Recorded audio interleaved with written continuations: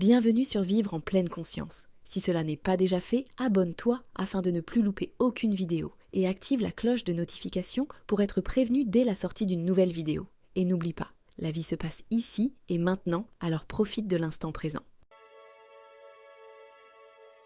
Chapitre 4.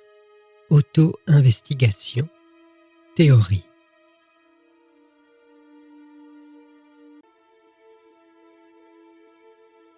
L'esprit n'est rien d'autre que la pensée « je ». L'esprit et l'ego ne sont qu'une seule et même chose, de même que les autres facultés mentales, telles que l'intellect et la mémoire. L'esprit, l'intellect, l'entrepôt des tendances mentales et l'ego ne sont tous que l'esprit unique. C'est un peu comme les différents noms qu'on donne à un homme selon sa fonction. Ce principe individuel, jiva, n'est rien d'autre que ce qu'on appelle âme ou ego.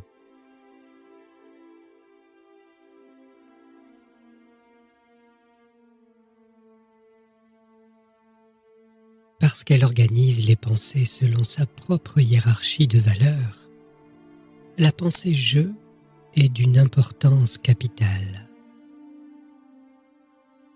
La notion ou le concept de personnalité est la cause et le support de toutes les autres pensées, puisque ces dernières ne prennent vie que comme la pensée de quelqu'un, et non comme quelque chose qui existe indépendamment de l'ego. C'est donc l'ego qui fait montre de cette activité noétique.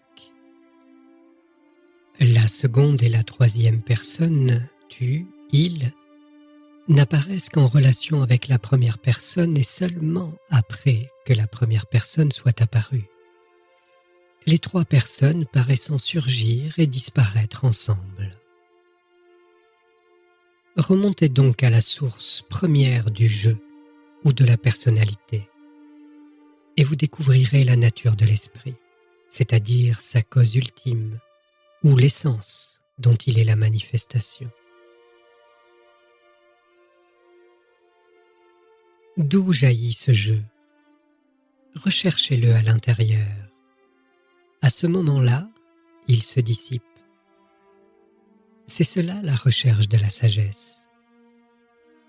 Au fur et à mesure que l'esprit examine sa propre nature, l'évidence se fait jour que cet esprit n'a aucune réalité.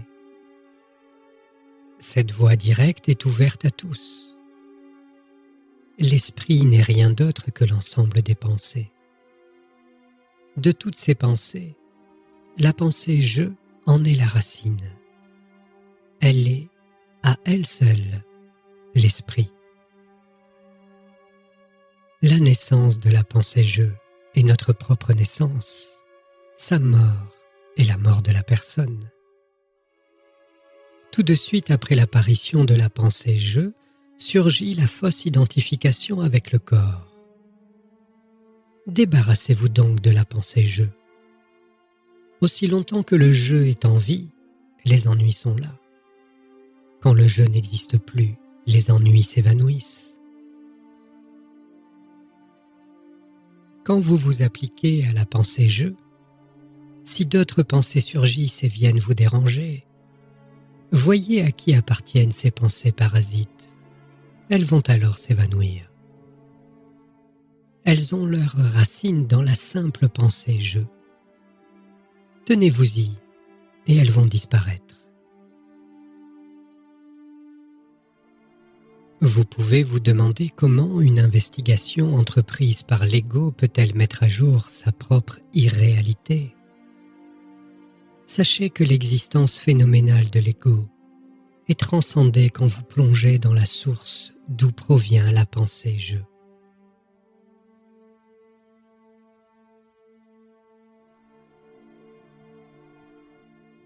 Le Yoga Vasishta et d'autres textes anciens décrivent l'ego comme ayant une triple forme.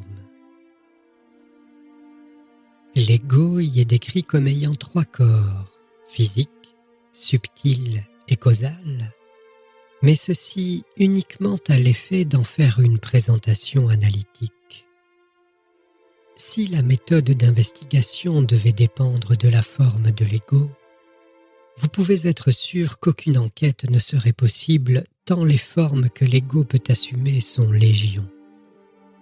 Pour les besoins de cette auto-investigation, continuez donc en considérant que l'ego n'a qu'une seule forme, à savoir aham vritti, c'est-à-dire l'activité mentale liée à la croyance à son individualité.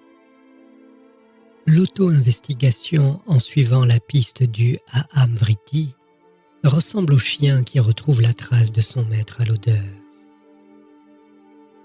Le maître peut se trouver en quelque endroit éloigné et inconnu. Cela n'empêche pas le chien de remonter jusqu'à lui. L'odeur du maître est un indice infaillible et tout le reste, à savoir les vêtements qu'il porte, son port, sa taille, etc., n'a aucune importance. À la recherche de son maître, le chien ne se laisse pas distraire de cette odeur et finit par le retrouver.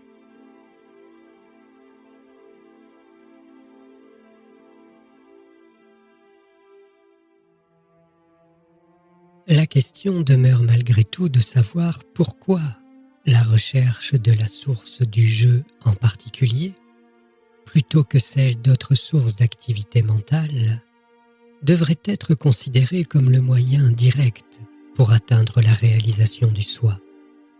L'usage veut que le concept complexe du je ou du je suis soit assimilé à aham vritti. En fait, il ne s'agit pas d'une activité semblable aux autres activités de l'esprit. À la différence des autres vrittis, les autres conditionnements, qui ne sont pas par essence en relation mutuelle, l'activité du jeu est fondamentalement reliée, et au même degré, à chacune des activités de l'esprit.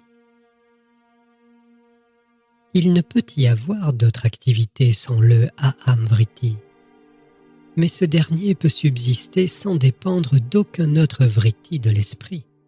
Il est radicalement différent des autres activités. Voilà pourquoi la recherche de l'origine de aham vritti n'est pas simplement la recherche de ce qui sous-tend l'une des formes de l'ego, mais l'investigation de la véritable source d'où jaillit l'affirmation du « je suis ».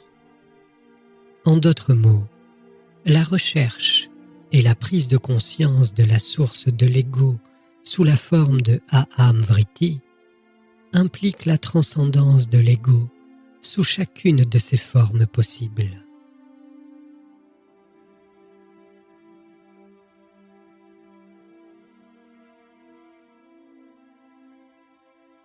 Si nous admettons que l'activité du jeu comprenne essentiellement toutes les formes de l'ego, pourquoi faut-il choisir uniquement cette activité comme la seule méthode d'auto-investigation ?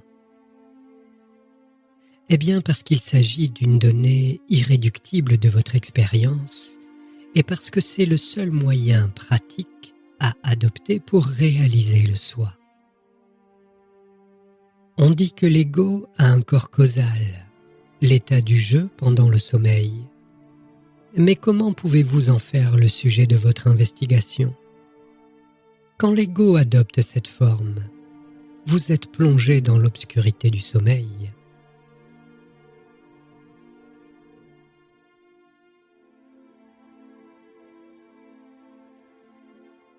D'un point de vue fonctionnel, l'ego possède une caractéristique et une seule.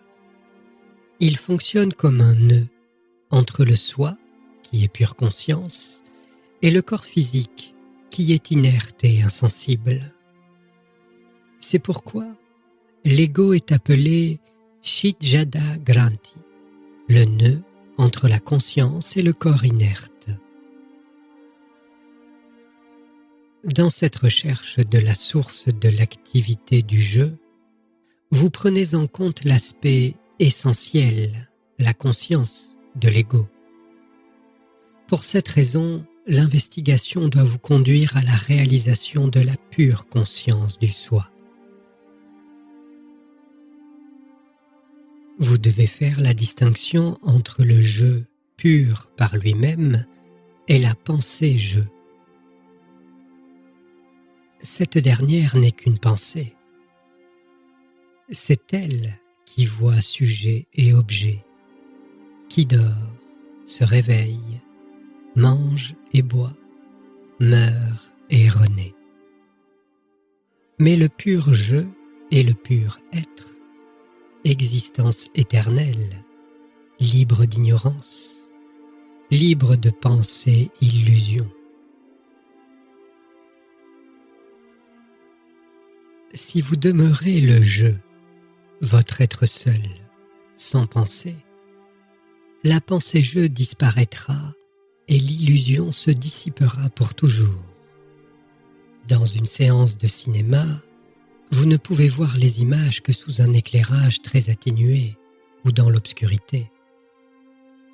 Mais quand toutes les lumières sont allumées, les images disparaissent. De même, sous le feu du projecteur de l'Atman suprême, tous les objets disparaissent.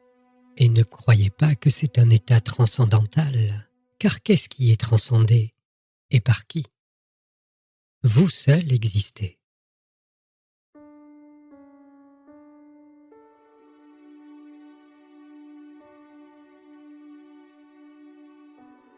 On dit que le soi est au-delà de l'esprit, et pourtant, la réalisation se fait avec l'esprit. Le soi ne peut pas être conceptualisé par l'esprit, et pourtant l'esprit seul peut le réaliser. Comment concilier ces contradictions? L'Atman est réalisé avec un esprit mort, c'est-à-dire un esprit dépourvu de pensée et tourné vers l'intérieur. L'esprit voit alors sa propre source et devient cela, le soi. Il n'est pas du tout comme un sujet percevant un objet.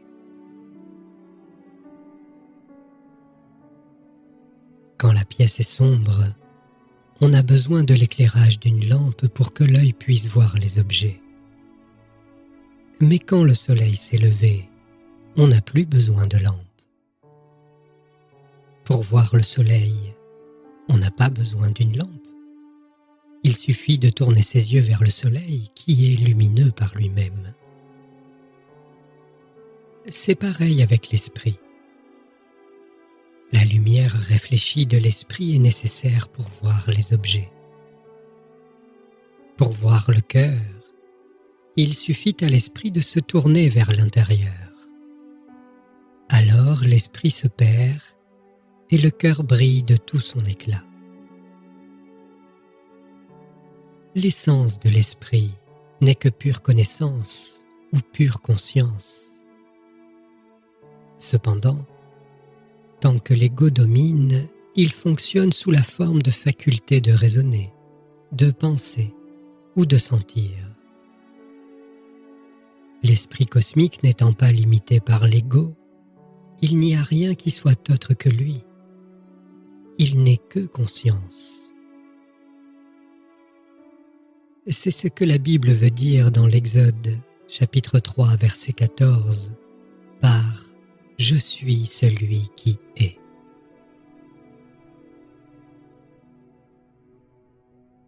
Quand l'esprit meurt au sein de la conscience suprême de son propre soi, sachez que toutes les facultés, à commencer par celle d'aimer ceci ou cela, de faire, de connaître, etc., s'effacent entièrement parce qu'elles ne sont rien de plus qu'un effet d'imagination apparaissant au sein de la forme de conscience appropriée. L'esprit grossier qui fonctionne sur le mode de la pensée et de l'oubli est à lui seul le samsara, c'est-à-dire le cycle de la naissance et de la mort. Le véritable jeu dans lequel les activités de pensée et d'oubli se sont effacées est à lui seul pure libération. Il est dépourvu de pramada, l'oubli du soi, qui est la cause de la naissance et de la mort.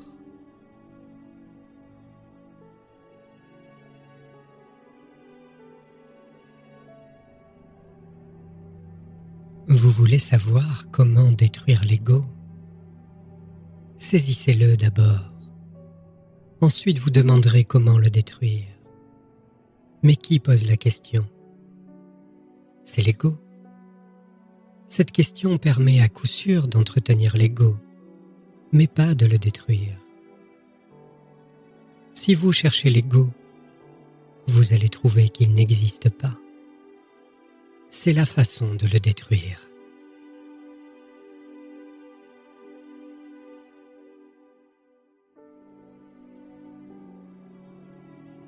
Ce qui rend la réalisation possible, c'est l'existence d'un soi absolu, d'où provient une étincelle comme à partir d'un feu.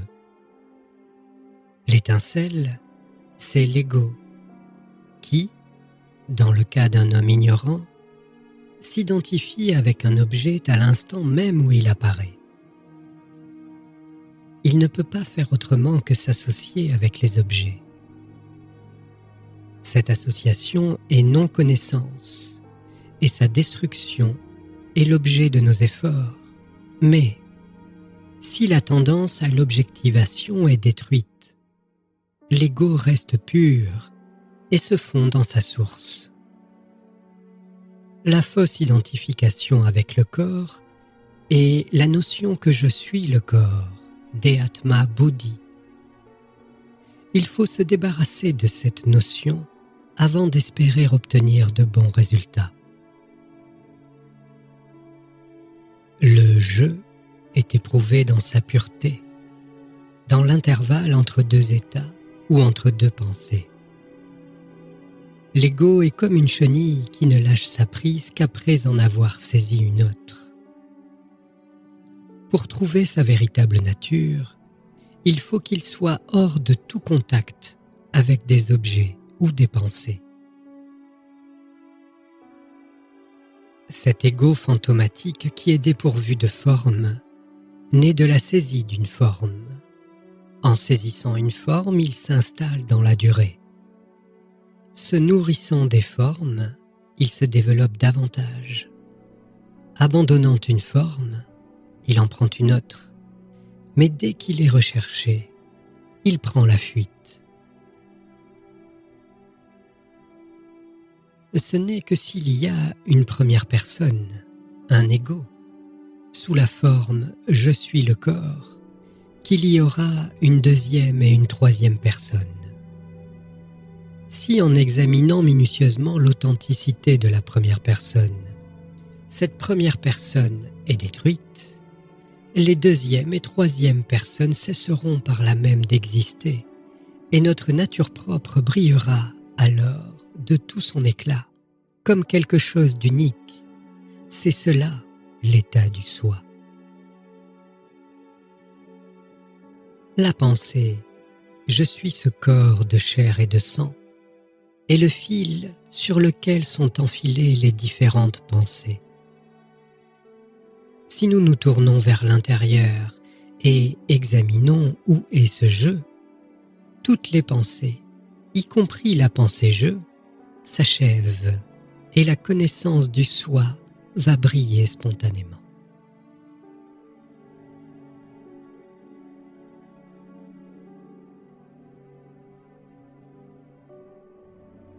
Vichara, l'auto-examen, l'investigation est la méthode unique de réalisation. Pour procéder à cette investigation, on doit accepter l'existence de son soi. Je suis est la réalisation. Pour suivre ce fil directeur jusqu'à la réalisation, c'est Vichara. Vichara et réalisation sont une seule et même chose.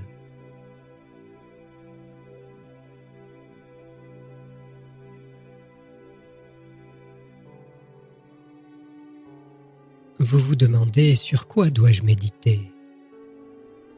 Mais la méditation implique un objet sur lequel méditer, tandis que dans Vichara, il n'y a que le sujet sans objet. C'est là que gît la différence. La méditation, ou dhyana, est concentration sur un objet. Sa tâche est de tenir à distance les pensées, à l'exception d'une seule qui, à son tour, doit disparaître avant la réalisation. Mais la réalisation n'est rien de nouveau qu'il faille acquérir. Elle est déjà là, mais obscurcie par l'écran des pensées. Tous nos efforts ont pour but de supprimer cet écran, de façon à ce que la réalisation se révèle.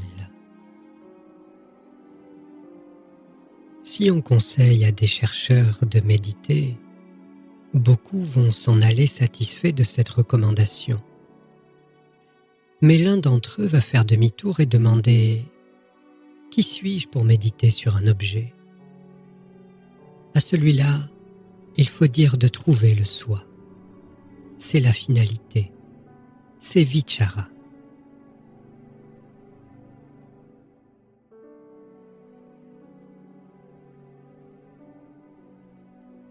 Vichara est suffisant en l'absence de méditation, car vichara est le moyen et aussi le but. Je suis est le but et la réalité ultime. S'y tenir avec effort, cela est vichara. Quand cela devient spontané et naturel, c'est la réalisation. En négligeant vichara, la plus efficace des sadhanas, on ne trouvera pas d'autres moyens satisfaisants pour réduire le mental. Si on le fait décroître par d'autres moyens, il fera comme s'il s'était effondré, mais ressurgira un peu plus tard. L'auto-investigation est le seul moyen direct et infaillible de réaliser l'être absolu, inconditionné que vous êtes en réalité.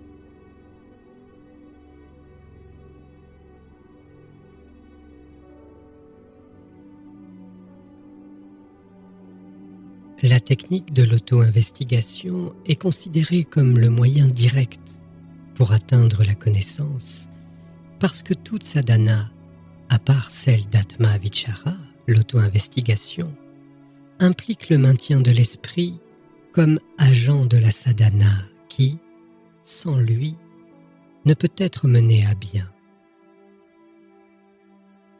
L'ego peut bien prendre des formes variées et de plus en plus subtiles aux différents stades de notre pratique, mais lui-même n'est jamais détruit. Quand Janaka s'exclamait « Maintenant j'ai trouvé le voleur qui m'a complètement ruiné, il doit être exécuté », le roi voulait parler en réalité de l'ego ou de l'esprit. Alors vous pouvez penser que le voleur peut aussi bien être arrêté par les autres sadhanas. Mais essayer de détruire l'ego ou l'esprit au moyen de sadhanas autres qu'Atma Vichara, c'est exactement comme un voleur qui prétendrait être policier pour arrêter le voleur qu'il est lui-même. Atma Vichara seul peut nous révéler cette vérité que ni l'ego ni l'esprit n'ont d'existence propre et nous permettre de réaliser l'être pur, indifférencié du soi ou de l'absolu. Quand on a réalisé le soi, il ne reste plus rien à connaître, puisqu'il est la béatitude parfaite, la totalité.